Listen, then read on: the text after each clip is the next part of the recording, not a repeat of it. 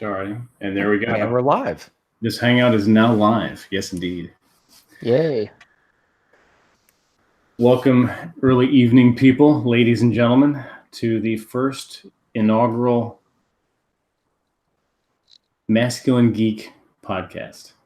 And we'll start off with a little introduction, who we are, and then we'll go into what we're all about. From my left, we have Mr. Aaron Clarey, Captain Hello. Capitalism himself. It's me. Yeah, do you want me to put an introduction or something? Yeah, you can do a quick introduction. Oh, okay. Yeah, my name's Aaron Clarey. I think we're going to have a lot of the same listening audience. I think most people kind of already know me through reputation. But if you're tuning in because you're a geek and you're masculine, all three people in the United States that fit that category, you have found us. Yes. I am a geek. I have won awards since 1989 for Best DM back at the Strategist Club. You're going to have to talk about that. Yeah. Well, I don't want to brag, but I was pretty big stuff. Are we cursing on this show or no? You can absolutely curse on. Okay, I was the shit, man. I was the shit before I was all that in a bag of chips. That's how much I was back in the day. You were the shit, man. I was the bee's knees. Wow. In the ninth grade. Ninth grade even. Okay. Yeah. And I've always been a geek. I've always been a nerd. Just now I finished, I put the controller down playing Borderlands 2. And, I haven't gone hardcore, but I do occasionally drop in on some Dungeons and Dragons, meetup groups. I have played, Battletech, Shadowrun, and then a slew of video games as well. Not a hardcore geek because the job and working out and all that. The masculine part of the masculine geek gets in the way, but Settlers of Catan, pretty much anything as long as it's fun. And I'm short too, so there are more geek credentials there. Excellent and well met, sir. Thank you. Next, we have Rob. Well, hi everybody. Yeah, my name's Rob. I too am a masculine geek. When I was younger, primarily back through junior high, high school, and especially when I was in college, I really got into role-playing games. Dungeons and Dragons was my introduction, my first shot of heroin, so to speak. And I moved on especially into college, into a game called Cyberpunk 2020. And it's a pretty amazing game. It's very brutal. Not a shit ton of rules to it. And I ended up being the DM for that. And everyone that played with me hated me because I would kill off all their characters pretty much. But they loved it because I was firm, but I was fair. Played a lot of video games growing up. I'm going to date myself here. I remember getting the Atari 2600 when I was a kid. And I graduated up to the original, I believe it's the 8-bit Nintendo. Picked up the Atari Jaguar, if any of you guys remember that one that lasted for about a minute and a half. I remember that and the Atari Lynx. Yes, I remember the Lynx. Never had that one, but I ended up going into the Sony PlayStation, and I finally cut myself off from the needle, so to speak, with the PlayStation 2. And I've done a little bit of online gaming here and there. A game called EVE Online. It's a lot of PvP, player versus player, space combat. Got out of that when I met my now ex-wife, but I'm kind of glad that was one of the good things that came out of that marriage is I got off gaming because I was kind of throwing my life away at it, but did do a lot of gaming when I was younger. Kind of like Aaron said, with the masculine getting in the way, real life for me has been far more interesting since my gaming days. And so now it's motorcycles, cigars, scotch, women, that type of thing. But hey, wait, you moving in on my territory? What, there can only be one. How come I've not seen you at any of the meetings? Well, apparently I haven't been invited to these meetings. So you're keeping me out. But yeah, so that's kind of my introduction into this. I've met Aaron before. One other time through the Red Man group is where I first heard about him, and chit-chatted with him a little bit. And pretty much everyone that I've encountered so far with Masculine Geek, it's been an online beginning, and hope to take it into a real-world event is what I want to do eventually. Absolutely. And next? All right. So my name is TJ Martinell. I'm a writer from the Cascade Mountains. I currently live in a rural area outside of a Bavarian tourist town called Leavenworth. And I'm also a masculine geek. When I'm not too busy working out, usually every day, I enjoy playing old school video games. I grew up playing the NES, and then I was a huge Zelda fan. And then Call of Duty, World at War, the whole Nazi zombie thing, I would play for hours on end with my buddy. And I think we got down to up to level 40 or round 40 after 4.5 hours of collaborating. And Settlers of Catan, there's a spaghetti Western card game called Bang that I'm a huge fan of. And I think I also, when I was a kid, had a Commodore 64 for a temporary period of time. So I have almost run the full gauntlet of different types of computer games.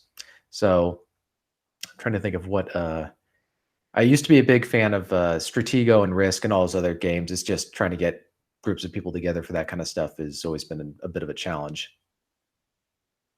Well, not only as a kid, but today, especially as you get old. Yeah. Vince, who are you? Oh, let me tell you, my name is Vince, and I'm also I'm also a writer and a masculine geek. I, as well, with the Atari 2600, that dates my own computer game introduction. To be honest with you, I wasn't a huge video game fan. I mean, a little bit of Sega, dipped in the water with Nintendo, and a few console games.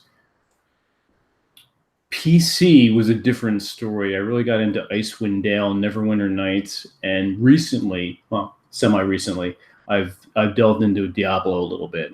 But for the most part, it's been tabletop for me, and that started around 1983 with the red box set of Dungeons and Dragons. And from there on out, that was my creative outlet, just Dungeons and Dragons, Dungeons and Dragons, Dungeons and Dragons. There were a few sidelines with Star Frontiers, which is sort of like a sci-fi version of Dungeons and Dragons, also by TSR, and around the same time, 1983, 1984, I delved into Shadowrun, Teenage Mutant Ninja Turtles, but basically a Dungeons and Dragons fan and a diehard tabletop geek. And I think what I wanted to do with Masculine Geek was to bring both of those worlds together. I don't think it's been done before. It's not talked about. And I think it's important. I think it's important for young men to know who they are, to be able to have their own mental point of origin, and to move forth into the world with all the hobbies that makes them who they are. And it may be, it could be tabletop games, it could be collecting stamps, it could be painting miniatures, it could be bird watching, whatever. It's these well-rounded subject matters and hobbies that make us who we are. And Rob, I know you wanted to speak something to that as well. Well, now that you've kind of got me on the spot, my brain just kind of froze up for a second there. Real quick, I do want to throw something out there that's a little side off topic, just real briefly. Absolutely. Aaron mentioned he's short. How short are you, Aaron? Because I think I may have you beat. Well, I mean, it's not a competition. I'm 5'9". So I'm shorter than you. Right.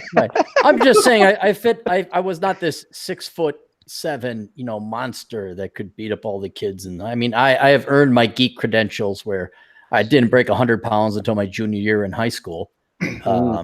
Although it is an interesting question, and Vince was kind of alluding to it. When's the last time you guys ever went to like a meetup group or went to a public Dungeons and Dragons or just tabletop gaming event? Have any of you guys gone to like your local comic book store? Or you just gone on about meetup 6 months ago. How many? Let me ask you this: how many masculine men, or what percent of the people, the attendees, were actually masculine? Like you'd pick them first for kickball, right? Exactly. Right. I think that's the problem, that for a lot of men who want to be masculine and also want to be interested in doing this kind of stuff. Well, and that's where I was thinking, because I used to collect coins too. Like all the hobbies that I pursue beyond sports, they have classically been deemed or condemned to be nerdy or for weak men. And then when you go out into the real world and you look and you say, yeah, you got me there. I can't deny it, because the last time I went and played D&D down in Vegas, it was like a level 20 barbarian walking in on a bunch of level 1 puddle jumpers or whatever. And I'm like, I could take them all on at the same time and win. And I'm only a 5'9" guy. And what I'm kind of hoping to do with Masculine Geek is introduce that the two worlds, although it's a small overlap, there's a small specialized niche, a segment. Absolutely. Where they Venn diagram where, you can play Dungeons and Dragons and you can bench press, 1.5 times your own weight. Yes, you can play Settlers of Catan, and you can also know what it's like to have sex. You can do all that and be good with women and ride a motorcycle and smoke the occasional cigar. Absolutely. And Rob and I were talking about that, and you just brought that up, Aaron, going to a meetup or a comic shop and going in, and usually it's the guy there who's either overweight or underweight, who has essentially, he's socially inept. He has nothing. I mean, the hobby itself has taken over his identity, and that's nothing, and that's all it is.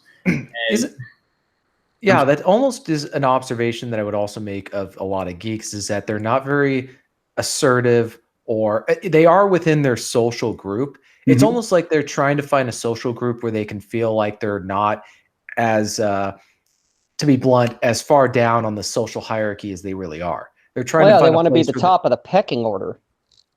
Right. So they have to find a very niche market. I just think it's interesting because, and kind of like what Aaron was just saying, is that a lot of hobbies, I think masculine men avoid, or they're afraid of discussing or even letting people know about.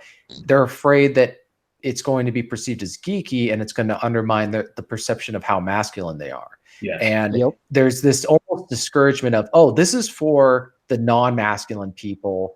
And at the same time, we'll talk later about the article. That was part of what I wanted to say about this article that Vincent sent over regarding gaming, where I'd say you can have it where there's masculine men, but they get almost pushed out by other peoples who eventually infiltrate or converge on that type of hobby. Imagine, for example, that cigar lounges were suddenly taken over by geeks, by non-masculine geeks. And then it would no longer, imagine a world where smoking cigars is no longer considered to be a masculine thing to do because of its association with people who are not masculine. I think that's partly why a lot of these games, there's no reason to think that they are only for geeks and unmasculine geeks, but that's just because a lot of them, that's who they are. Right. And I would say that either because of fear or reputation, like if you've ever been interested in like Dungeons and Dragons or video games, you got that little itch of a nerd in you, but you've been this jock, you've been ripped, or you're athletic, and that may have been, it's not like you're coming out and saying you're gay. Okay. It's not like, there's this shame and you've let down your family and you've lived this lie. There's absolutely nothing wrong. And shoot, the stepping stone or the gateway drug, even though I'd say there's nothing wrong with it, this isn't a bad thing, is video games. I mean, if you like video games, it's video games except on a table. It's analog. And then you get the socializing, the traditionalism where you'd hang out with, heck, you could even argue all these old timers playing poker, back in the day. Right. That's really what it was. But I can definitely see where a normie or somebody who has had sex before goes to a Comic-Con or a Game Con or whatever, or you go to your local Comic-Con, you want to get in, and then you walk in and they are not your people. They do not look like you. They are not your people. What the fuck? Nobody's been drinking their milk. Well, you just know that there's going to be, outside of that game, I think the other problem is the desire to do gaming. You want to be able to play these games or do these activities with someone that you want to hang out with outside of gaming. But if it's somebody who doesn't have social skills and can't interact well with women and isn't just, it's like he's great at playing Dungeons and Dragons and he's great at playing Settlers of Catan and he's a blast to hang out with for gaming, but I would not want to go to a bar with him or to some place where, you know, or go on some like hiking. You're not going to go hiking with them or do any kind of activity where there might be attractive females involved. So that makes it hard. You're almost like you're not just trying to hang out with people for the sake of gaming. You want those same people to be able to do other stuff as well. Right. And it gets compartmentalized. You're like, well, you know, that's, I think, partly the struggle for masculine geeks is finding fellow masculine geeks who are willing to do all that stuff. You know, they don't just play Settlers of Catan. They love to smoke cigars and they like to have intellectual conversations about stuff. And I've met, what are those games? They're RPGs, but they're on tabletops with like World War II soldiers, and they have all this kind of like Dungeons and Dragons. It's war game. Yeah, war game. I talked to one of those guys once, and he was so into this stuff, but he just did not know. I mean, this guy talked nonstop for an hour.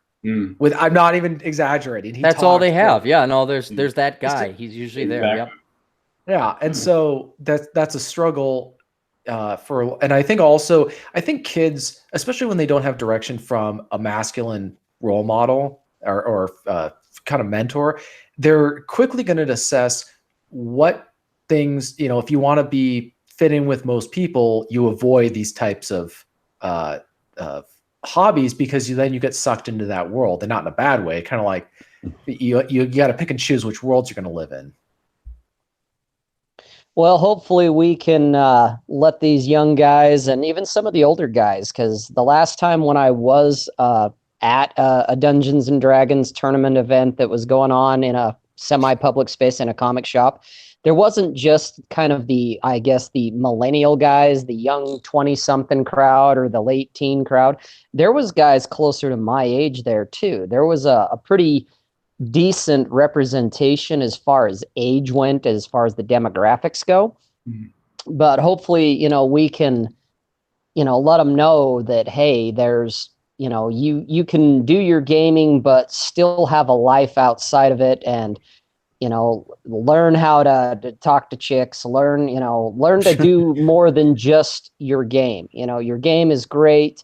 I understand it because, hey, I was the big video gamer when I was a kid. I became the big role player when I was a late teen, early 20s. But I never lost track of just general sociability, the ability to go to a bar and hang out and not look like a total asshole, and you know, and take care of my hygiene, you know, make sure my hair was combed and clean and my clothes didn't look like I just rolled out of a dumpster playing with a bunch of flea-ridden dogs. You know, that we can let these young guys and older guys know that, hey, you know, it's great to play games, but you need to well round yourself. You need to, you know, if you want to level yourself up, it's your games are great, but it's not the only thing. Exactly. I think what we're probably hitting on is we can be a bridge between both worlds, because I'd imagine, see, now I was a geek first and then I became athletic. Yes. I wouldn't consider myself a jock, but I certainly can, anyone my size, my age, let's go and I'll beat you in most things. But it depends which way you're going over the bridge. If you start out as a geek, you're already familiar with it and you're comfortable with it. And then going into a gym may be just as intimidating as a guy who's athletic or masculine, and he has this secret dirty. Does he watch porn? No. Is he on drugs? No. Is he gay? No. He wants to play Dungeons and Dragons. Ooh, the big black fetish. No, is he a pedophile? Worse. He wants to play Shadowrun. Anyway, hang on. So the point I want to make is that since we've straddled both sides of this, for anyone who wants to get into gaming, I won't lie to you, especially going into it more recently. I'll have a question for Rob and Vince down the road. But if you want to get into gaming, I can see where you'll walk in like, oh my God, am I going to get infected and look like these people? No, you won't all of a sudden become one of them. You won't put on your glasses. Your vision will be fine. And women will still find you attractive. But there is something to be said there. Yes, it is a different culture. I won't lie. Now, there are some, like if you get a really cool group, like when we were all over in Gettysburg, that was really cool. You'll find like the normie gamers and geekers and all that. They just happen to have nerdy taste. But yeah, for the most part, the geek world is populated by geeks. And to find that computer programmer who can actually go hike a mountain or do whatever, that's rare, but they're out there. Then for geeks, you guys got a lot of work to do. Our job is not going to be done. You're behind the 8 ball and behind the learning curve. Yeah, you've rolled enough dice. That's great. You're a level 25 paladin. Now you're a 25-year-old who hasn't asked out a girl yet. Let's kind of push you into normie world, and we'll talk about Old Spice deodorant. So I think the two worlds could learn a lot from each other with a cultural exchange. Yes. But in either case, you are not going to be kicked out of a comic book store. You're not going to be kicked out of a Comic-Con if you look normal. Exactly. No, but they still may not accept you because they are pretty territorial. Yeah, I think that's another thing that. You can go ahead. No, that was all I was just throwing in there, because when I went in, watching them trying to kind of, I don't know, slide into the game type of thing, they were having none of it. It was like they were looking at me like, hey, you're not in your right territory. Go back to your motorcycle. Get the hell out of here. Yeah, all your chromosomes. Yeah, that's kind of the impression I would get. Not from personal experience necessarily, but I think that's part of why the masculine guys almost avoid the geek type things, because they just don't fit in. Not that I'm necessarily concerned about being accepted, but just you want to hang out with people who actually want you to be there, and they understand. So it goes back to the social hierarchy thing. A masculine man who is higher on the social hierarchy is entering into their space and threatening their status, particularly whoever pardon the expression, but alpha male, the group guy who's the leader, he knows he's being challenged. So yeah, he's not going to want a man who can actually lift weights, who, God forbid he has a girlfriend. But here's my question. There's still a level of competitiveness there. That's not going to. Yeah. But here's my question. Competing for what? None of these guys got girls. I mean, there's like the one girl there, but that's about it. I think especially at our age, that's definitely a different. I can talk. That's definitely a different competitiveness, of course, because that always changes the dynamic. I think that what I'm talking to is their status among men. So, because let's be honest, geek culture is definitively male. It's just not masculine, but it's for typically. I'm going to be painting with a broad stroke. It's just the way it is. It is for non-masculine men, but it is male specific. And so when you have a masculine man inserting himself into one of these groups, he's challenging the status within these groups of the guys who outside the group, they're nobody, but inside the group, they're the level 97 swordsman who has the respect of everyone else around him. Some guy walks in who might be either he doesn't fit in because he's not very good at it and he's just trying to put himself there, or he's reminding them of how low they are on the hierarchy. And that's one thing I've also been picking up on for a lot. I mean, the same reason why masculine men, a lot of them feel insecure when they go do geeky stuff. They feel like their masculinity is going to be threatened or challenged by being around certain people. Well, on the same way, geeky non-masculine men are going to, I think there might be some resentment. Is like, I couldn't outlift, the Chad, so I'm going to go become really good at Dungeons and Dragons or really good at this card game. And that's what they're attracted to because it's something they're good at. And they just that withdraw. Way Susie will go to the prom with me. No, he'll write her a love letter using, Dungeons and, Gaelic. If you are on my... Yes. Okay. So speaking of geek, I actually, speaking of you said Gaelic, right? Correct. Yeah, I actually I studied Gaelic for about a year. Just because. So, Yay. I mean, no, it's masculine. You're a paragon of masculine and geekery, TJ. Yes. Yeah. So I did all this. I was going through an Irish dictionary one time, and I was accused of being a geek and I just said, you know what? I just don't care.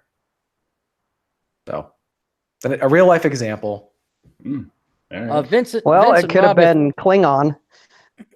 Wait, what? Oh, that's He could have been really writing good. it in Klingon. That is true. Yeah, that would have been uber geeky. A question for Vince and Rob, because TJ, you're too young for this, but no, I'm being serious because I've been gaming since the mid to late '80s, and at least back then, there was none of this. Oh, I got autism. I got ADD, ADHD. I got the Spurg. Whatever they're creating now in the labs of magical made up mental disorders. But when I played in the 80s and in college in the 90s, and the occasional times in the aughts, you could get a good game going. People were there. Okay, they were nerdy or geeky, and maybe hygiene wasn't high on the priority, but they were sane. They were stable. Oh yeah. The past couple times I've gone now, where it's been younger millennials, you could even say Gen Zers, it's Spurgville. Yeah, they're nutcases. You can't get them to focus. I had a horrible experience where even the DM, they were all just, I don't know what else to say, spurging out or whatever it is that they were doing. And I end up having to take control where my character would have to, where I'm like, no, I'm going this way.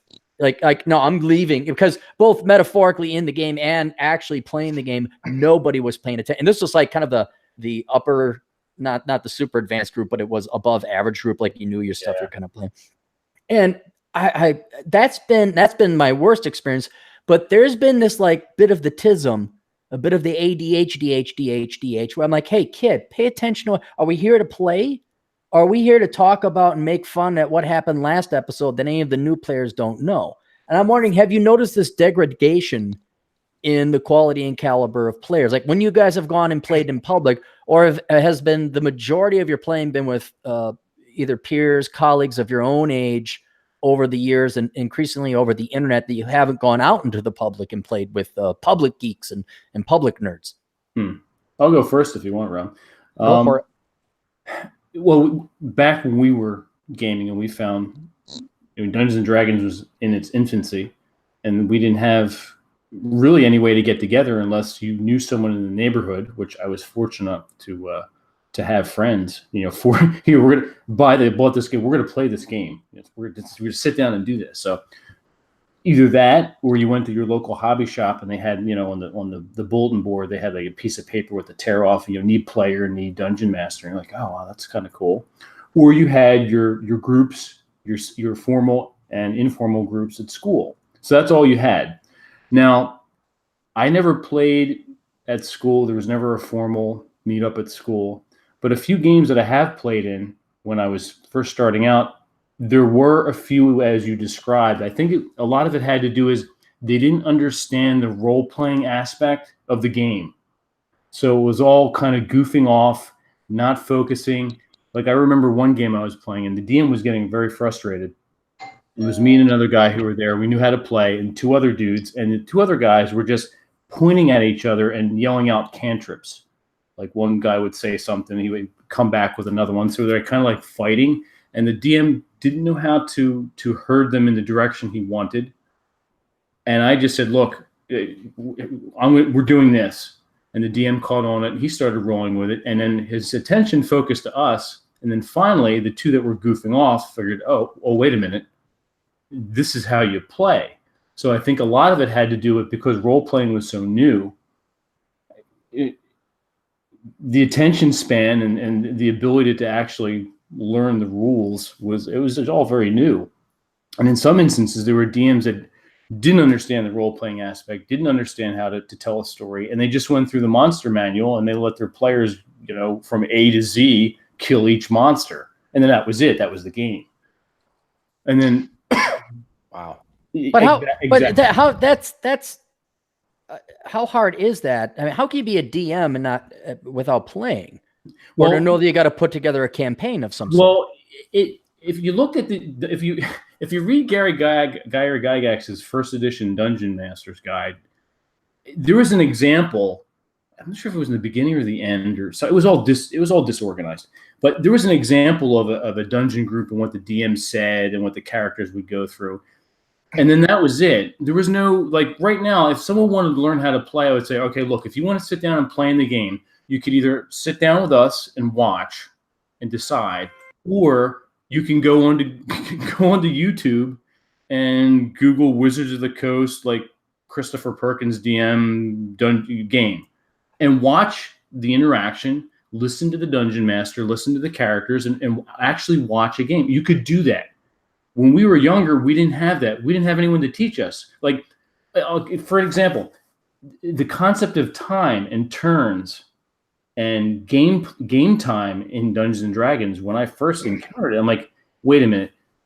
Is one game day an actual physical day? A turn? How does this, how does that actually, there's no one to ask, no one to, I mean, you could probably send in a letter to, at the time, TSR, and then wait 2 or 3 weeks for a response, if at all. But you really didn't have any interaction. You had, Dungeon Magazine and Dragon Magazine, but still that was static. It wasn't dynamic. Now it's just need to do that. It's almost like the problem is with these cultures now of these different types of games or whatever is just the complete breakdown of social skills. Well, there's that. Because you're describing situations that I've seen outside of gaming that comes into play there, where people cannot. The overall goal of being together is to play a game and enjoy yourselves, and everybody is so stuck on these really just random or insignificant things that they just won't go forward and actually have the game. Right. They get hung up on stuff. And I think that's part of what that's what drives normal men away from a type of hobby or whatever, is when the people around it are so dysfunctional. That I'm not saying that that's the case with, say, Dungeons and Dragons or Settlers of Catan or whatever. I'm just saying different cultures where I think there's also people who become almost the poster boys for these things are the ones who are the most obsessed. And they may not be, for example, going back to the cigar analogy, if some guy who was a total non-masculine geek he took over the whole industry, the magazine, he became the poster boy for cigars. A lot of guys, they may smoke cigars privately, but they may not be going to cigar lounges or whatever and all that other stuff. Because what's the point of cigar lounge? It's to smoke a cigar, but it's also just to be in an environment where you can have, in my mind, intelligent conversations with other people. Oh yeah, in an appropriate setting. So I don't know. I think that's part of the problem. It's not so much the game. It's almost the culture and of the people who are playing now. I don't play enough. I haven't really played a lot of Dungeons and Dragons, but I've played Settlers of Catan and other games where, you have to have people who just have emotional maturity to either let things go or to not get worked up about things or be able to effectively communicate and, I don't know, control their emotions, basically. Right. No, I think you hit it on the head where they're not socially reared correctly. And because that's essentially what it was. All right, if you go into a poker game, here are the rules. If you go into a cigar lounge, here are the rules. If you go into church, here are the rules.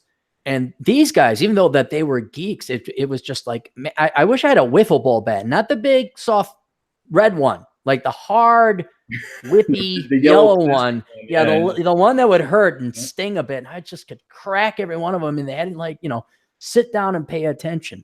Rob, I mean, you're older like me and Vince, right? Have you noticed the same thing? Or yeah. When I was younger, kind of like what Vince was talking about, I'm sure what you've experienced when you were younger, Aaron.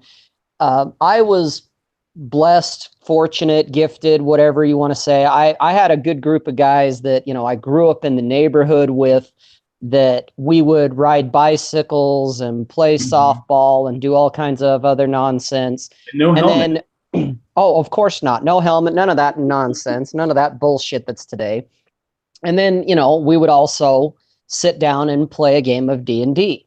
Or, later on it was Cyberpunk. A friend of mine that, we were college roommates. We'd go out to the bar, pick up on chicks, get shot down, sometimes get lucky, get drunk, and then go back and play a game of Cyberpunk.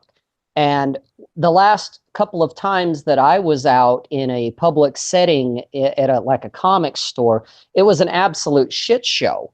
And these young guys, like what you guys were talking about, they either are ADD or whatever terminology you want to call it. They're either doing that, or they're going the extreme opposite, where it's just rules, by the book. Oh, yeah, you run into those. Good observation. Yeah, and so now the game takes forever because, the DM's got to consult the monster manual, and he's got to consult the player's handbook, he's got to consult the DM guide, he's got to look up the Forgotten Realms book, and he's got to look at a bunch of other tables and other bullshit, and everyone's sitting there going, would you just fucking get on with it? And one of the things I think that a lot of the young guys are missing, something that me and my friends were really good at, and what I was told I was really good at, where I was always kind of either the DM or the referee or whatever, the game master, is you got to be able to tell a story. You got to be able to say, okay, this is where I guess, I'm going to give you a little more geekiness about me. But when I was in high school, theater was pretty big to me. I got into acting. I got into the backstage stuff.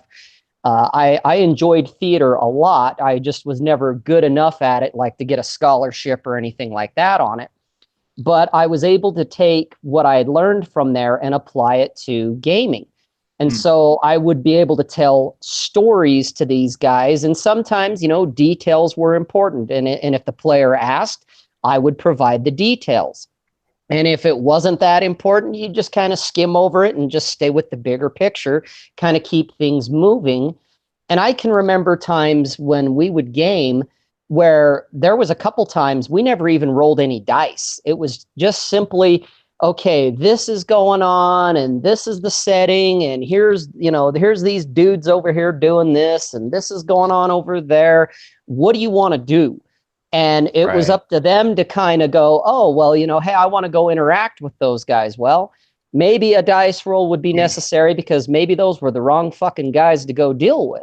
But then again, maybe those guys were important enough that, okay, yeah, there's no need, these guys aren't being a bunch of dicks going up to these guys, so I don't need to pull pistols or pull knives or, cast a spell or nothing. And as the DM, I also learned that while the rules are there and they're there for a reason and they're important, at the same time, my understanding of a lot of role-playing games, to me at least, was being able to keep the story going, keep everybody entertained, keep everybody engaged, keep them wanting more. And so there were times I just kind of throw the rules out, and it was my discretion, which even the rule books kind of said that somewhere in them, I seem to recall, was ultimately the dungeon master is God, and what they say goes. And so there were times where it's like, you don't need to roll dice on this, guys. You automatically succeeded because I want you to succeed in this area. Where God other wills times, yeah, God wills it. You're good to go. We don't need to roll dice and do stealth attacks, man. These guys you're going up against, they're fucking idiots. So don't worry about them. But that was the big thing I kind of learned, is where you guys have, TJ was talking about it, where he mentioned effective communication. And that's the area where, a lot of these younger guys, and even some of these older guys that I've encountered, they've got Asperger's or something, they're autistic or whatever the hell it is, that, they're great at rules, and man, they can quote, kind of like people that can quote the Bible. These guys can chapter and verse you in the Dungeon Master's Guide. Well, on page 45, it's like, oh God, one of them. When it's like, stick with the story, keep it entertaining, kind of like you would playing poker. Yeah, the general rules that, okay, jacks and aces are wild or whatever. We're playing, Texas Hold'em or whatever, so you can draw 3 or, however you're doing it. But otherwise, it's a bullshit session where guys are, they're talking shit to each other while they're holding cards and they're bluffing each other. It's kind of the same concept. That's just how it goes. Another example of a masculine pastime that's now is either seen as, I wouldn't even say geekish now, just childish. I don't know, or for children. I don't know if any of you have seen it, but there's an old photograph of Yale college students, men, because back then it was only men, after a snowball fight. And their faces look like they had just gotten out of a 15-round boxing match with Muhammad Ali. Oh, the black eyes. Their faces are just, black eyes, and they just look, but they're all kind of just like, they're not upset. They just look like they've been roughed up. And this was a snowball fight. But if you call it, no, it wasn't. It was an ice ball fight. That's true too. Yeah. Well, yeah. I mean, back then the snowball fights were just brutal and vicious. I remember reading about in colonial times, blood was always drawn. And so I just thought, if you today, as a man, invited a bunch of other men to go do a snowball fight, they would be very, they would have questions about you, and they think there's something wrong with you. And I think that there's a lot of hobbies that today are considered for geeks and non-masculine men. But if you look back in the day, like you were saying with stamp collecting or whatever, these were things that were the pastimes of very masculine men who were, warriors. They were generals. They were men who could, kill most people today with their bare hands, because they were like, if you look at some of the stuff that Theodore Roosevelt did, let's talk about a man's man and other stuff. So I think that that's almost trying to, and hopefully this podcast will help accomplish that, is reminding young men who are interested in these topics, this is not the way it's supposed to be. And it's not the way it has to be. You can choose to reject the stereotypes or the boundaries that people are trying to create on what you are allowed to do. If you want to study medieval history, or you want to play this type of game, or if you're interested in this hobby and people say that's for geeks, you don't have to listen to them. You shouldn't listen to them. Yeah, don't let them tell you what, now granted, if you want to go do ballet, you might want to check with your dad before you do that. I don't know about that one. There's a couple of very masculine men I know that do ballet, so I'd like to see someone tell them don't do ballet. Well, that guy, the bad guy in Die Hard, Alexander Godunov. Yeah, he was in ballet. Yeah, there you are. I was kind of being funny about that one, but yeah, there's certain things where, like I said, check with dad before you do something. Well, I would. TJ, a lot of. I'm sorry. Go ahead, Vince. I'm sorry, TJ. A lot of what you're talking about, especially with Teddy Roosevelt, a lot of these hobbies and these interests were solo. They weren't done in a group. Right. That is a good point. I'm trying to think of other things, but we've been talking about gaming, and that's part of geek culture. Swords. But also, swords, sword collection. I've been looking at that. Oh, I know guys that actually don't just collect swords. They actually, it's kind of like the Renaissance stuff, whether they get into full battle gear or not, but they actually get together like every week and they practice not just fencing, but they actually, practice sabers. They're whipping out honest to God swords and going at each other. And it's like, holy shit, you guys, you can cut off an arm doing this, So those guys would be awesome to hang out with masculine geeks. The problem is I've been to Renaissance fairs and they've been converged. They've been converged. At least the ones in Washington State. I showed up. Utah's the same way. Yeah. Is this a Renaissance fair or a Gothic fair? They also have there's also what they call the SCA, the Society for Creative Anachronism, where they're very serious about history and the comportment of medieval time with current usage. Yeah, barons and kings, and there's codes of honor, and everything is brought forward into the modern time. So yeah, I think that's also, which also goes back to why a lot of these guys tend to be territorial. Is they're afraid that somebody's going to bring in irreverence for something that they take very seriously. And on one hand, I think that the important thing is distinguishing between taking what you're doing seriously and not taking yourself too seriously. Yes. I think people tend to get that confused. And that's where a lot of these games get where there's the social dysfunction breaks down, where somebody takes themselves really seriously to the point where they really don't, it's disrupting the game, but they don't care because now they're not taking the game seriously in terms of actually doing it. They'd much rather just insist that people take them seriously. Right. What you're pointing at is where a lot of these geeks, that's all they have. It's not their hobby. It's not their passion. It's not their fun thing. It's their job. It's their career. Yeah. And it takes nothing to be anal retentive and point out the rules. I've sat next to one of those guys and I literally said, "Shut the fuck up." I mean, and that bomb may have silenced the table. But see, and you know what? And I'm all for that. I'm all for because it's gonna take a lot of visits to a lot of meetup groups and table games to find a good group, and that's what I was going to recommend to anyone looking to get in. It's good. Just be prepared. You're gonna, it's like dating. You're gonna run into 5 idiot girls with a ton of student loan debt and some other guy's kid and drama, and she's on SJWs. No, well, yeah, whatever. We could go through the list. It's going to be the same thing. You're going to go in and quite literally one guy stank. I'm like, I don't want to sit at this table, and that ruins that night. Okay, let's try a different comic book store. You go there and you got Mr. Rule Book over there. All right, that is not that you're going to be going at a molasses like pace. And so what I would do is try and find a group where it's like, this is what they enjoy for fun. You'll find that more like Comic Cons and other cons where like you got to pay and like there's actually playing going on versus your local shop. There it's the neighborhood kids. There's kind of they all know each other sort of thing. But you'll be able to identify them the second it's not fun. Rob, what are you doing? Are you playing with a comb? That right there. Okay, something's happening on your end. It's once it's not fun, that means someone's taking it as their career. I understand you gotta follow rules and all that.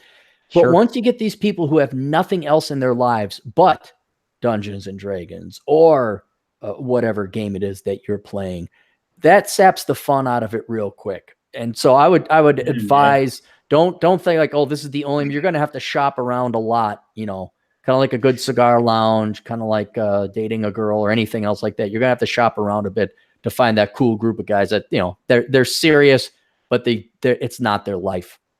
And that's something you got to watch out for in pretty much everything is the person who it's their life and they can't comprehend how it can't be everyone else's life as well.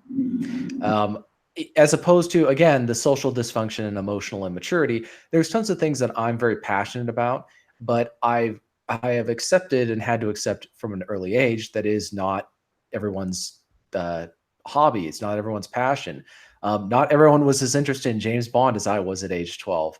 And not everybody was interested in Monty Python and the Holy Grail when I first watched it. Everybody. Speaking of geek, so this is the level of geekness.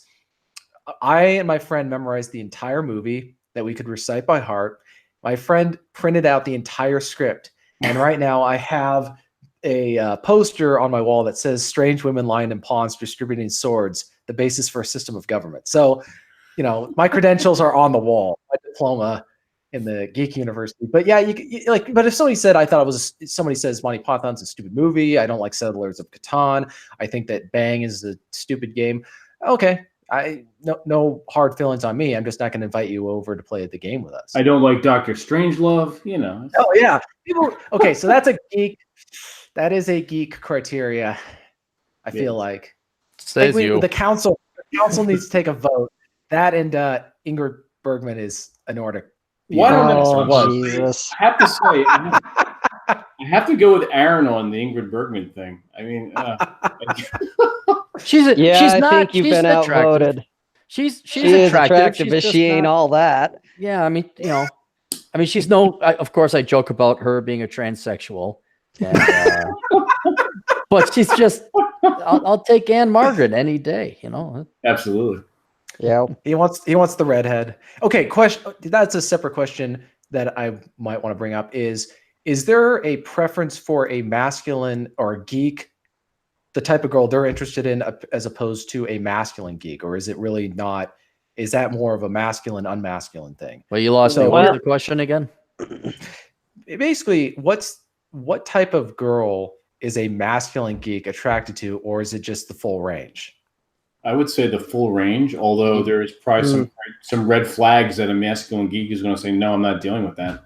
Yeah, they're going to be more aware of, I guess I would think, speaking as a masculine geek, you're going to be a lot more socially in tune, and while there's going to be a whole gamut of women that can fill the whole spectrum, you're going to catch those red flags a lot easier than the guys that aren't as tuned in.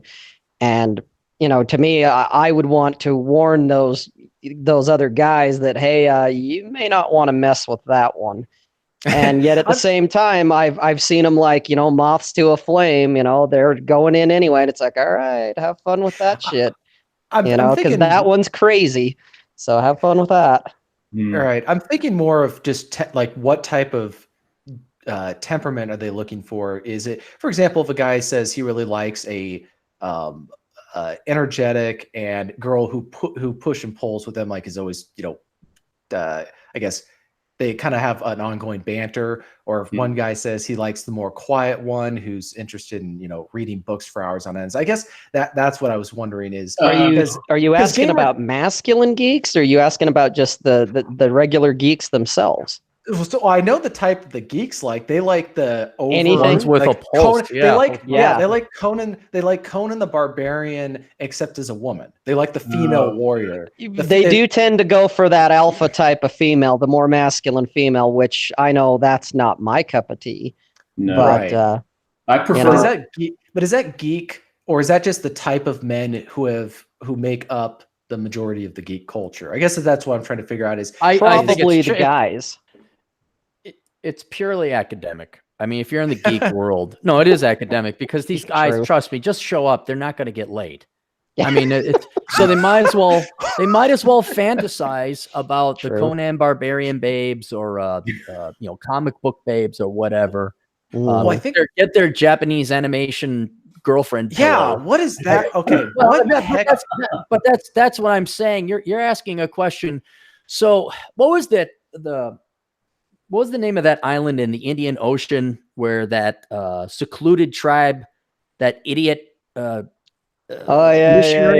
got killed for it. Yeah, they killed him. He went over this. These people had not had human interaction for tens of thousands of years. They truly secluded. They throw spears at planes when they fly over, and whatever.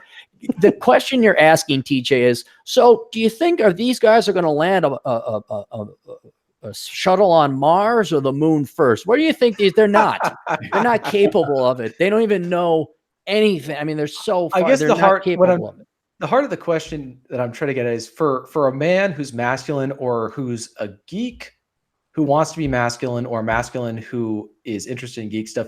What type of girl, like temperament wise, or let's say a guy is really into redheads, or he really likes brunettes.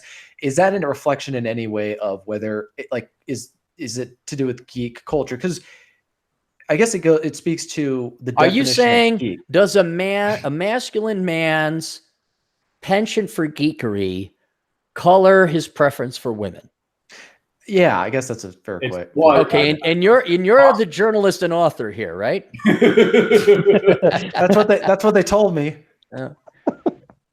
I think what I'm open to other theories. I think what masculine men who have geek tendencies, they're bi-geeky, have geek tendencies, they prefer women with long hair, tight asses, and big tits. I think that's what they like all other masculine men. I don't think sure, would you like the girl to dress of 7 of 9? I guess. All right, maybe if that gets your kicks off. But I don't only if I can take that clothing off of her later. Right. I've never had a guy who's been masculine, who's playing Dungeons and Dragons, and say, man, have I got a thing for brunettes? And then all of a sudden we took a survey and a poll, like, yeah, brunettes is where it's at. It's like, now we're all kind of, yeah, big tits are great. Long legs are great. Yeah. Long hair is great. Tight ass is great. Tight asses are great. So this is one of the things that, as a masculine geek, I do draw boundaries on, just for the sake of, one, I've just never been interested, but also I've always been wary of the anime culture. And now I make exceptions for Cowboy Bebop because I've seen some of it and you've recommended it and it looks like it's legit. But you see a lot of these geeks, and I knew them in college. They were obsessed with online gaming and with anything to do with Japanese culture in terms of anime, cartoon stuff. So I guess what are your takes on that? Vince, I'd love to hear your take. I have an insight, but again, me, Rob, and Vince are older. We saw when anime hit the shores. So I'm real curious about your experiences with anime. My experiences with anime are very limited. I mean, I started with, you had Battle of the Planets, you had Star Blazers, and then a little later you had Robotech. And going forward, I watched Akira and Cowboy Bebop, and that's it. Anime was never really my thing. Rob, you ever make the jump to anime? Well, the closest, if you even want to call it anime, because to me it kind of fits the cartoon definition of it, is you guys, Aaron, you might know, Vince, you might know. Do you remember the show that used to be on TV called G-Force? Yes, that was Battle of the Planets, wasn't it? G-Force was the name of the group. Okay, yeah. Well, that's my, other than seeing a little bit of anime online here and there, and personally, to me, it's never been my cup of tea. My only real experience has been like Battle of the Planets or G-Force or whatever it was called. You do need to see Cowboy Bebop, though. It's worth it. You guys are recommending it. I might have to check it out so I can either go, well, you guys are onto something, or I can go, you guys are up in the night.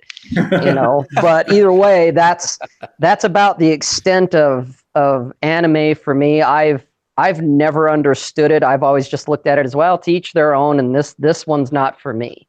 I've gotten into discussions with other guys, and for me, it's just like, well, I don't watch it, so it's not for me.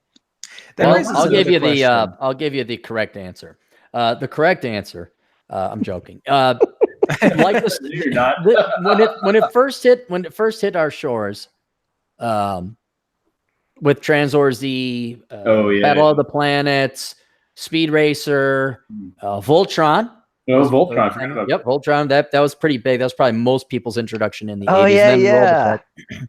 So Robotech was also very influential. And because it was so different and unique, and it was limited in supply. I mean, this is back in the VHS days. And you'd have to have that stuff shipped across on a slow boat from literally Japan. Yes. And that's kind of like getting porn in the old days. I rather would have, because you could get porn that was around. It was at least, but then all of a sudden you saw this different. And what I loved about anime is people fucking died. It wasn't this cartoonish, everyone pulls dynamite out of thin air and Pepe Le Pew tries to rape a skunk, or a cat or whatever. It was like, holy cow, that guy died, and these things, and this happens, and there's robotics. So I was really addicted to it as a young boy. That's a good point. That's a good point. Yeah. Yeah. So I was like, oh wow. So I thought all anime was good. What you didn't realize what was happening is only like Japan produces tons of this shit. Oh, it's for insane. every minute that made it here in anime over in the United States, there is at least 1,000 minutes of crap that was made. A lot of it based like soap opera-y type of stuff. So the stuff that got here was like the best of their best that they could ever send. Then as the floodgates opened up, especially in college, like in the 90s, okay, you could get Ranma 1/2, you could get some, and I'm like, oh, this is going to be great. And it was not as good. Matter of fact, it was pretty bad. And then once the internet came along and you could start watching it, and you could just download Japanese cartoons and watch the Americanized version of it, you realize it's horrible. Quite literally, 99% of Japanese animation is horrible. So the only ones that really stand out would be your Voltrons, Battle of the Planets, Cowboy Bebop, Ghost in the Shell, Akira. Akira was both the original and redone version. And then the first half of Space Dandy, I know some other people have said, but it is a dangerous investment of your time if you just randomly put collecting anime and watching it. What TJ was talking to, and he's dead spot on about something, are not these Japanese or Sino files. No, Sino's Japan or China. The Japanese files, or where it's the anime files, where anything anime is good because it's anime. Those are the weirdos. Those are the ones who watch the Japanese cartoons that are made for high school girls and their high school romances, and it's really all fucked up and weird, and the teacher has a crush on the 14-year-old girl. You're like, whoa, whoa. And there's certainly some social boundaries that are not acceptable here in the United States that flies in Japan. But then that's the gateway drug to having a fucking anime pillow girlfriend or a anime sex doll, and then you're dressing up. Yeah, a waifu, or you're a brony and you're dressing up. I mean, I can't stand that. That's where that world kicks in. So I'm not saying if you watch Cowboy Bebop, you're going to be fucking a pillow with a girl's face on it in 3 years. It's probably not what's going to happen because you're a masculine. Yeah, but you can if you really want to sample the best of Japanese animation, it's not going to take that long. It's Cowboy Bebop, I'd say, followed by the first half of Space Dandy. Do not watch the second half; they start doing drugs. If you're okay with a ton of violence, Afro Samurai 1 and 2 are great. Oh yeah, I forgot about that. It did 6 episodes of that. That's fantastic. So this really raises a question of: is there parts of geek culture today that are definitively and irreconcilably unmasculine? Yes. Bronies. Yeah. People with anime pillows. Yes. I don't even know if I want to touch the topic of bronies. Probably not. No. If we do, not today, at least not for the inaugural visit. That's right. A separate podcast all by itself. Yeah, no shit. Yeah. That's going down a deep rabbit hole there. Yeah, I agree. That was it. That was your only concern, was the bronies? Well, no, I'm just wondering. You're just touching. I was just saying, is there parts of great? I'm thinking of the audience here. If there's some masculine guy who's interested in some geek stuff, he's like, well, where's kind of the line getting drawn? I feel like there's a pretty big line, but then kind of like with anime, and we've just been talking about, is there's certain shows that are actually really good. There's nothing unmasculine about liking Cowboy Bebop, apparently, but it doesn't go much farther than there. Once you stop there, or you stop there when it comes to anime. And I'm wondering if it's the same thing with a lot of like, say, card games or board games. Is there aspects? It seems like with Dungeons and Dragons and other things, it's not. It's a question of how you approach it. Well, does it consume your life? Well, yeah, it's a level of obsession. Yeah, if you're eating and sleeping and breathing it, as Aaron so colorfully put it, if you're fucking a pillow that's got a girl's face on it, you might have crossed over a line somewhere. Maybe, but just maybe. But but if I guess for the listening, viewing audience out there, the thing is to kind of be a little more well-rounded. I mean, if you like a little bit of anime or whatever, hey, that's fine. But if your walls are wallpapered with anime characters and you got an anime pillow and you got an anime mug with your anime plates and your anime utensils, you might have crossed a line somewhere. It's like people with tattoos. A few tattoos here and there, okay, but when you've got a full-on chest piece covering your tits and going up your neck and onto your face, you may have crossed a line somewhere. to assuage your concerns and fears, TJ, like, for example, I got a new motorcycle jacket down here in Vegas because they're a pain in the ass to carry on planes. And so I got to patch up my motorcycle. I got to put patches. So I got a patch, and any Cowboy Bebop fans will love it. It just says 3, 2, 1, let's jam, which is the opening to Cowboy Bebop. So when I put that on my motorcycle jacket, I'm not going to wake up next to an anime waifu.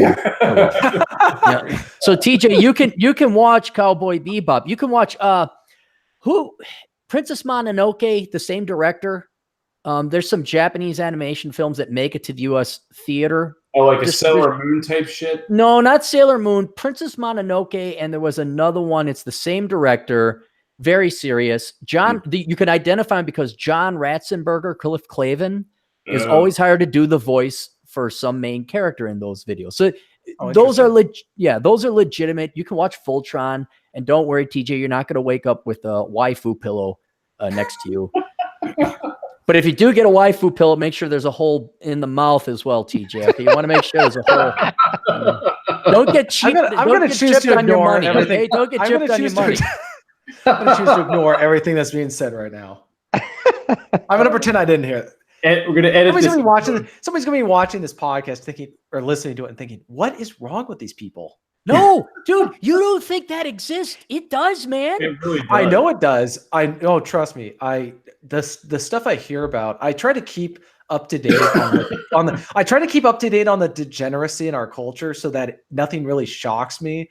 And so I'm not overwhelmed by the horror to the point where I choose to ignore it. Like I pretend it doesn't happen because it's so bad.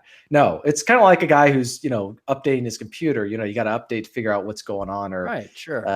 I got you gotta subscribe to Waifu Pillow Quarterly. I understand. You get your magazine. I'm not going to judge you, TJ. Sure, just doing industry research. He's just keeping his tabs on the research there. Yeah. Oh, shit. Yeah. So actually, so that's another thing that some people might, as far as geek culture, is subscriptions to different magazines.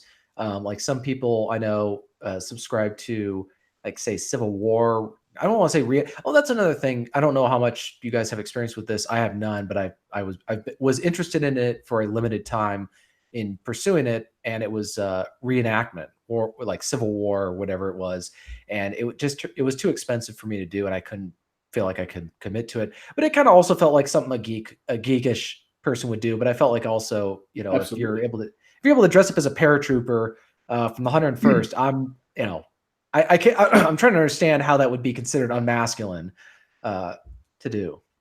Only if you weren't carrying a waifu pillow. Oh God. Yes. You know what I'm gonna do is I'm gonna go to the fabric store. I'm gonna get a life-size print off on fabric of Ingrid Bergman. Road. It's gonna be a life-size print off of Ingrid Bergman. I'm gonna stuff it full of cotton. I'm gonna mail it to TJ. They'll cuddle up next to Ingrid when it's cold at night. Make sure They'll reenact scenes from Casablanca. There you go. And they'll say, "It's all right. It's not anime. It's a real woman." All right. For all of you guys that are tuning into this conversation, this is how healthy masculine men converse with each other. Exactly. They shit talk each other to death. Absolutely. They bust each other's balls left and right. Well, it had to be down in Gettysburg. TJ was just like hit with an onslaught of these. Oh, it was insane. Great. Yeah, and the thing is, here's the thing for the youngins listening: you got to be able to take a joke, and you got to be able to laugh at yourself, and more importantly, you have to return fire. So when Happy talks about that pillow, I'm going to send him a special edition, collector's edition DVD of Dr. Strangelove with poster. I already got it and tried to watch it. It's kind of painful. Yes. The prosecution. I paid good money for that. Jesus. Yeah, Cappy. I can mail it back. I could donate it to the library. Maybe. Hey, you know what? Shots fired. I got an idea. Here's what I'll do. Because Vince, you already got a copy, right? That's my copy. That's your copy, yeah. What I'm going to do is I'm going to go to the local high school and give it to the kids and say, "Hey, you think high school's boring now? Wait till you watch this. That'll put you to sleep into a coma." Vince, you should let Cappy buy his movies from now on because he can actually get the senior discount at the store. That is true. Wow. Hey, I'm older. Going below the belt. I got the senior discount when I bought that shit. Shit, I've got you all beat.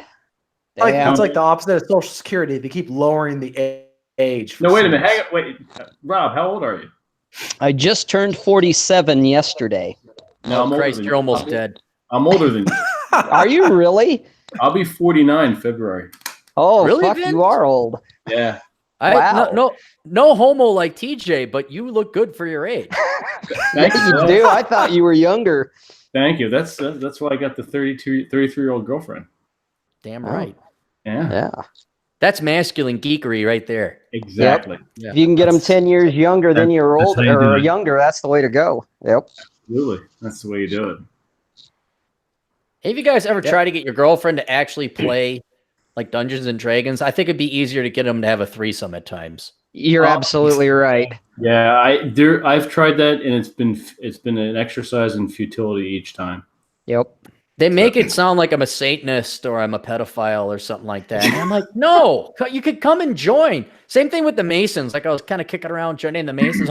Oh, it's a cult. I'm like, how do you know? Have you even walked in? Do you know what it? Oh, I just heard things. And I'm like, okay, well, like I'm gonna go play Dungeons and Dragons. It's like, do you want to play? God Almighty! No, it's like, dude, I didn't say, did you want to go and kill puppies at the pound? I'm just bring some dice. Yeah, I didn't ask you to shoot up heroin. Yeah. Good Lord. I didn't ask you to murder your mother.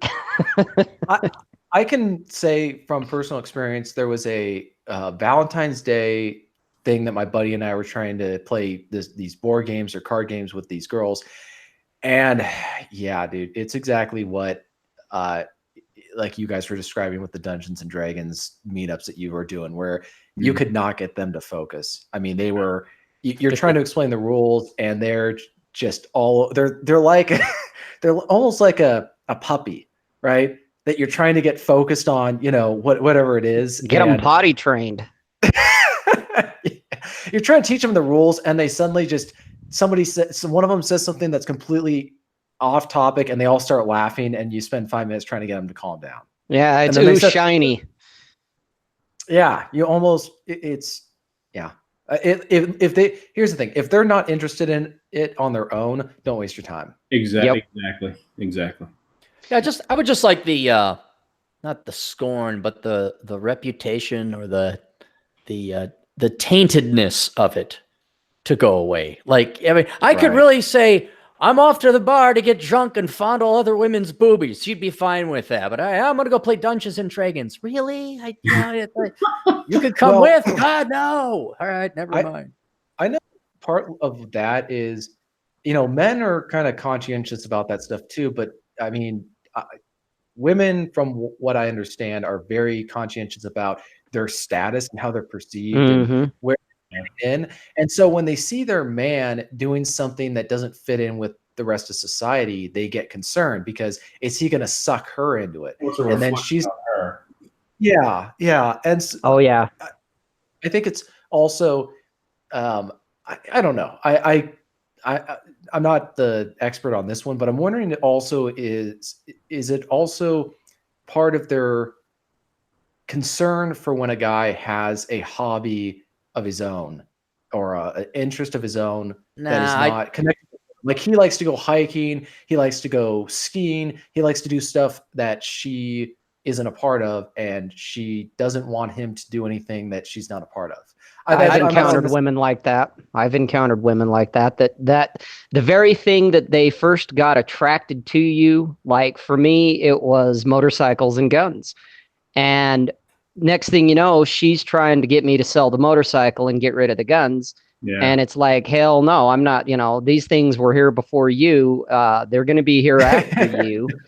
But at least the women I've encountered, a good majority of them have tried to infiltrate, I guess, or get you to put away whatever your passion, your hobby, whatever it is, to replace that thing with them.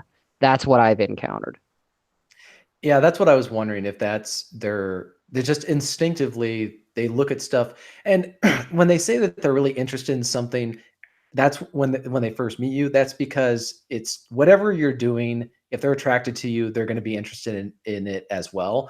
But once there's a relationship, or you've committed to them in some way, then it seems like, from what I've observed of my own friends, which is why it's so hard to do some of these things, that's where they almost start going after the hobbies a little bit. But in the same, go ahead, Cappy. Well, I was going to say, I don't think it's Certainly there are women out there who like, oh, this hobby, I got to ruin them. And so they're, women of all stripes and tastes. But when it comes to gaming, I think what traditional normal men are going to run into is there's going to be a percent of women who, when they go to their company party or they introduce them to the family or something like that, and they say, oh, what does he do? Introducing, here's the husband line of, oh, well, Jill's husband is an investment banker and he likes jet skiing. And Bob's or Amy's husband, Bob, he's a pilot and he enjoys spearfishing. And then you say, here's TJ and he plays Dungeons and Dragons. And then I think there's a little like they're afraid that because of the tainted reputation of nerds and Dungeons and Dragons and geekery and stuff like that, maybe, but I wouldn't lose sleep over what women want. I used to do that. That's not where it's like, now I'm doing this. Right. I'm going to die in about 35 years. I'm going to do what I want to do. Message to you young guys. There you have it. Yeah, that's the thing that I think some young men will avoid certain things because they're afraid that women will not be interested in them if they're, seen near these people or whatever it is that they're trying to, they're framing their life around how can I get this girl or that girl or just girls. And what they do is almost shaped by that. So if they perceive that women are not interested in gamers or in guys who play DoD, he's like, well, I can't be with those guys. I got to go do this instead. Well, I think it's kind of like what Vince was very first talking about, kind of being your own mental point of origin. If you're worried about, well, I better not game, or I better keep it on the down low or not bring it up too much. You're in her frame, you're in her space, and you've got a bigger battle ahead of you. Right. You've got to be able to say, like what Aaron just said, I'm going to do this anyway, because I've got 30 years, 35 years, 40 years left of life, whatever it is. And I've enjoyed this kind of like, when I was big into gaming, I'd done that for years and years and years before I ever met the ex-wife or met a girlfriend or anything like that. And when I finally got out of it, it wasn't because of them poking and prodding and pushing and saying, I don't want you doing this, because they were doing that shit to me back then too. It was just, okay, there's other things I would rather focus on, because this is, for me, is becoming kind of an unhealthy obsession. And so it's, the young guys need to, I guess, grow a pair, for lack of better words, and say, I enjoy my games. There's no shame in it. I'm going to do it as long as, their whole life isn't revolving around it. But who cares what she thinks as far as that goes? If she don't like it, well, she doesn't have to be a part of it. And if it's a big enough issue, get yourself another woman ultimately.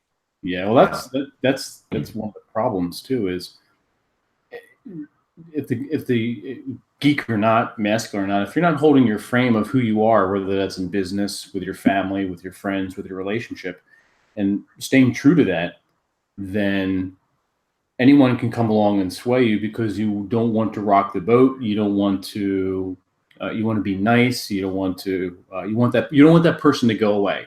When I was younger, when I was first dating, that was it. I felt that I had to please the woman. I had to do these things to keep her, rather than me do my thing and she comes into my world. That was completely alien to me.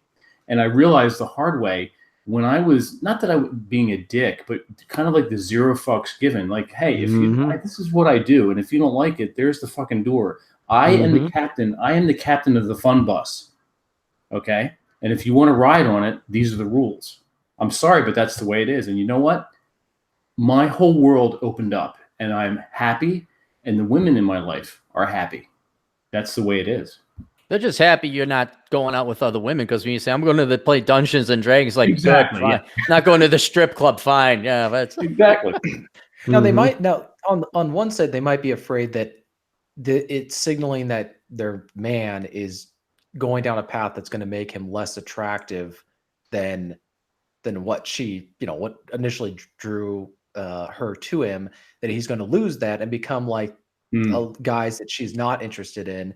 I think that might also be in play. So, I'm not trying to say that they're always trying to like scheming, plotting like Dr. Evil or something like that. No, it's usually not a conscious thing. Yeah.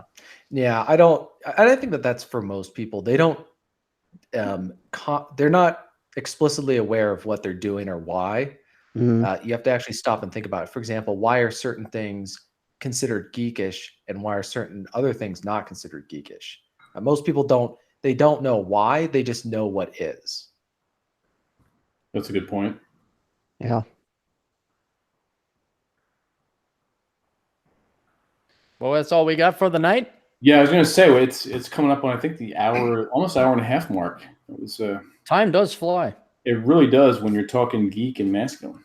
And when you're talking shit too. You're talking shit. Talking about waifu pillows and whatnot. Ingrid Bergman portraits on shit. TJ has trouble finding women up in that little Cascadia mountain range. Now we'll just mail him pillows and he'll just Cappy, they're fine. The women here, there's plenty of women around. I'm gonna find the highest. But do they shave their armpits? Oh my god. I would assume so. What's funny is I can find it. There's got to be a high-res poster size image of Ingrid Bergman out there on the internet somewhere. How cheap is it going to be for me to find somebody who's like what do they call it? They print off your stuff that you do and you write and whatnot. Anything in particular? Huh? Your geek stuff, the stuff that you do to your other anything you want to plug. Oh, me? Yeah. No, I guess go to my websites are captacapitalism on blogspot.com. And then I have another website called assholeconsulting.com where I consult a lot of guys over in the geek world. Could definitely stand to, if you want to make that jump to getting a normal life and meeting girls and having sex, I'd be the guy to talk to. Come talk to me at assholeconsulting.com. Otherwise, yeah, you can find everything on my main site at captaincapitalism.blogspot.com. There you go. Rob? Well, I don't have quite the proliferation of material out there that the captain does, but you can find me on robsays.tk. I haven't gotten off my ass yet and bought an actual domain name, but that's the easiest way. So robsays.tk, T is in TJ and K is in Kilo. You can find me there, and that's got all my links to Twitter and YouTube and all that other shit. So you can find me there. Excellent. TJ? All right. You can go to my website, tjmartinell.com. I have a weekly podcast, Mountain Pass podcast. And then also I have, I think, 4 books now on Amazon that you can find the links to on my website. Gotcha. And they're good books too. It's next to my queue. You can find me on Amazon.com, author page. You can go to vincelorosa.com and find me there. I have 3 books in the editing process. So this upcoming 2019, we'll see most likely all 3 being published. So keep an eye out for that. Nice. Yes, thank you. And so that's it. This has been the first Masculine Geek podcast. I think it's gone very well. And look for us every Wednesday night at the same time. And we'll be seeing you. Thanks for joining us. And gentlemen, stay on after I cut the broadcast. All right, cool.